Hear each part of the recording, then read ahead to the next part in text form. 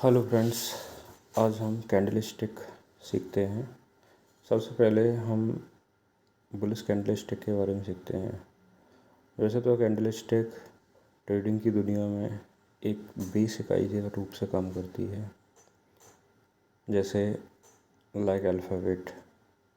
तो चलो लौटते हैं अपने टॉपिक पर और हम सीखते हैं कैंडल स्टिक। ये आपको जो ग्रीन कलर की रियल बॉडी दिखाई दे रही है और इसमें 2 विक दिखाई दे रही हैं जो कि हाई और लो हैं, और ये ओपन और क्लोज, ये 4 पॉइंट्स से मिलकर एक कैंडल स्टिक बनती है।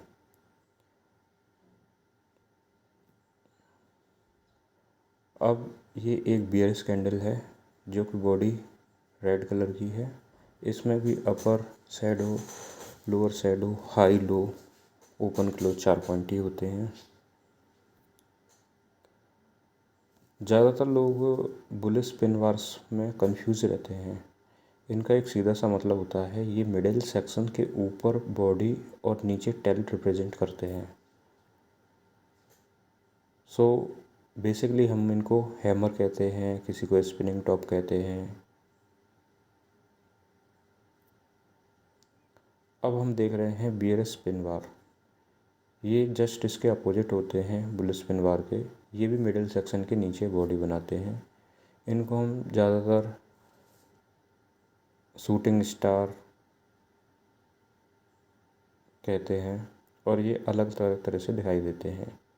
बेसिकली ये सारे एक ही तरह से काम करते हैं।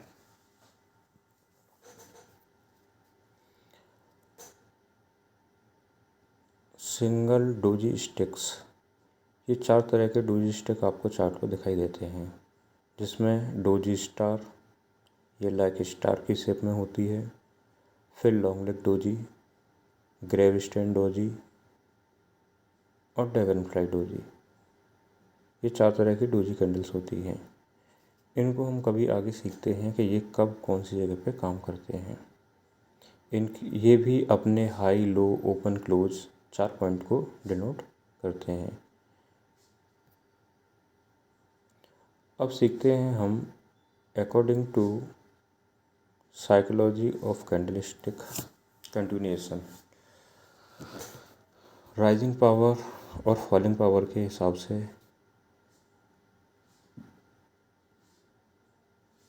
जिन कैंडल स्टिक की शैडो या विक नीचे की तरफ दिखाई देती है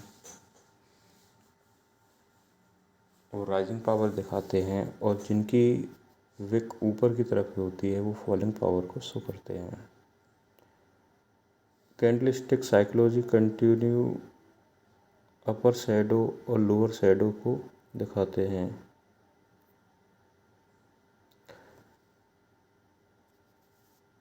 ज़्यादातर कन्फ्यूजन लोगों को ये रहता है कि कौन सी कैंडल स्टिक ज़्यादा बुलिश है। तो ये हम एक पैटर्न में हमने अरेंज किए हैं, जिसमें सबसे पहले जो कैंडल है वो है बुलिश मारुवोजू। दूसरी कैंडल है strong bullish candle, less strong bullish candle तीसरी, चौथी। इस हिसाब से आखिरी और 7वीं कैंडल है लीस्ट बुलिश कैंडल, जो कि सबसे कम बुल पावर को प्रेजेंट करती है। ये ट्रेडिंग टाइम में बहुत ज़्यादा एक्यूरेसी ट्रेड को लेने में हेल्प करती हैं। अकॉर्डिंग टू पावर, ये समझना बहुत ज़रूरी है। इसी तरह से कैंडल स्टिक साइकोलॉजी में हम बियरिश या फॉलिंग पावर कैंडल्स को देखते हैं। ये बिल्कुल बुलिश कैंडल की तरह ही अपोजिट कैंडल्स होते हैं। कलर में ग्रीन है। इसमें भी एक सबसे स्ट्रॉन्ग कैंडल मानी जाती है जो है बियरिश मारुवोजू कैंडल।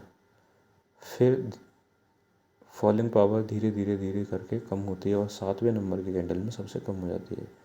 इन पैटर्न को याद करना इसलिए ज़रूरी है, जब भी हम ट्रेड लेते हैं तो हमारी कैंडल्स में कितनी पावर है, कितना ट्रेंड स्ट्रॉन्ग बन रहा है, हम इन्हीं के बेसिस पे डिसाइड कर पाते हैं। हम ज़्यादा श्योर होते हैं जब बुलिश मारुवोजू बनती है, सेकंड बियरिश मारूगोजू बन रही है या इससे भी कम बन रही है, इनकी पावर से हिसाब से ही हम डिसाइड कर पाते हैं। Thank you.